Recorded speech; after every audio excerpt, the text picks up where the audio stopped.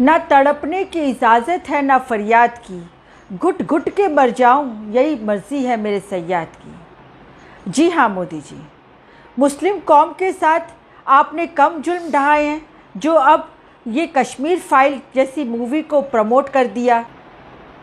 सुनिए आप क्या कहते हैं अपने भाषण में। मेरा विषय कोई फिल्म नहीं है। मेरा विषय है कि जो सत्य है उसको सही स्वरूप में देश के सामने लाना देश की भलाई के लिए होता है।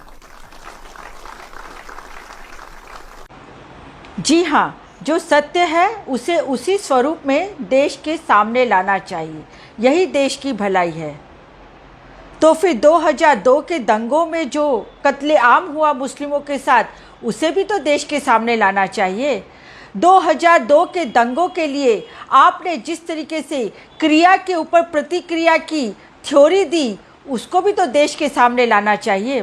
2002 के दंगों में आपके आरएसएस के, बीजेपी के, बजरंग दल के, विश्व हिंदू परिषद के गुंडों ने जिस तरीके से मुस्लिम माँ बहन बेटियों की इज्जत लूटी, जिस तरीके से उनके गर्भ को चीर के एक बच्चे को हत्या कर डाली गर्भ के अंदर, वो भी तो सामने लाना चाहिए। जिस तरीके से एक पारसी परिवार की माँ ने अपने 8-10 बरस के बच्चे को आज तक वो ढूंढती है, और उसको भी तो सामने लाना चाहिए। अगर कश्मीर फाइल सामने लानी चाहिए थी और कश्मीर फाइल को आप प्रमोट करते हैं, तो क्यों मोदी जी, क्यों आपने परचारिया मूवी को रिलीज नहीं होने दिया? वो भी तो सत्य घटना पे आधारित थी, आपने क्यों उसको आज तक रिलीज नहीं होने दिया? उसमें भी तो एक माँ आज तक तड़प रही है अपने बच्चों के लिए, उस बच्चे को जिसने उसने अपने कोख से जन्म दिया, बड़ा किया, और उस बच्चे को उसने दंगे में खो दिया। ये भी सत्य बाहर आना चाहिए था। किस तरह के कांग्रेस के एमपी एहसान जाफरी साहब के गर्दन पे टायर लपेट के आपके गुंडों ने उन्हें आग के हवाले कर दिया। ये सत्य भी बाहर आना चाहिए कि किस तरीके से आपने लाशों के ढेर लगा दिए और कुएं में उनको डाल के सारी कुएं में आग लगा डाली।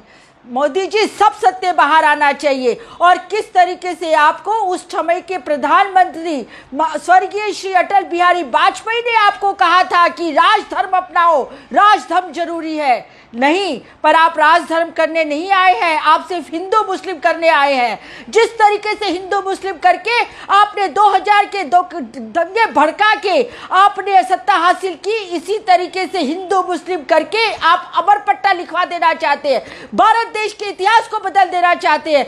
वाह रे वाह मोदी जी, आप भारत देश के प्रधानमंत्री हैं या फिर आरएसएस के फुल टाइम प्रचारक हैं? अभी भी चड्डी पहन के प्रचार करने निकल पड़ते हैं। अरे आपको कश्मीर फाइल के जरिए जब कश्मीरों की तकलीफ़ें, दुख और प्रताड़ना और मुसीबतें दिखाई दे रही हैं, तो आपको ये भी दिखाई देना चाहिए कि उस समय वहाँ पे किसकी सरकार थी? किसी की सरकार नहीं थी। और उस समय मुफ्ती मोहम्मद सईद जब अपना सरकार नहीं चला पा रहे थे, तो वहाँ पे गवर्नर का शासन था। और वो गवर्नर कौन था? वो आपका नुमाइंदा था, जिससे आपने बाद में भारतीय जनता पार्टी की टिकट दी जगमोहन को, और वो फिर वहाँ पे कैबिनेट मंत्री भी बने। और उस टाइम पे दिल्ली में वीपी सिंह की सरकार थी। माननीय मोदी जी, आपसे कहना चाहते हैं कि देश के हालात बहुत बदतर होते जा रहे हैं, लोगों के दिमाग में जहर भरते जा रहे हैं आप लोग, और आज आप लोग एक मानव बॉम्ब की तरह लोगों को खुला छोड़ दिया है। आपने युवाओं के दिमागों को जहर से भर डाला है, और वो दिन दूर नहीं, अगर यही परिस्थिति रही तो हमारा देश में गृह युद्ध में बदल जाएगा। संभालिए अपने आप को और संभालिए अपनी वाणी विलास और भाषणों को। मूवियों के ऊपर किसी तरह के कमेंट नहीं होने चाहिए। आपको तटस्थ रहना चाहिए। आप देश के प्रधानमंत्री हैं, आप किसी आरएसएस संघ के प्रचारक नहीं हैं।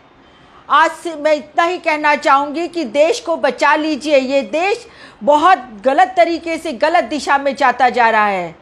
इस वीडियो के जरिए मैं सिर्फ एक ही संदेश देना चाहती हूँ मेरे तमाम देश के भाइयों बहनों से, कि राजनीति करने वाले राजनीति करेंगे, ये उनका काम है, ये उनका पेशा है, पर उनकी वजह से हमें किसी तरीके से अपने मन और विचारों में बदलाव नहीं लाना चाहिए।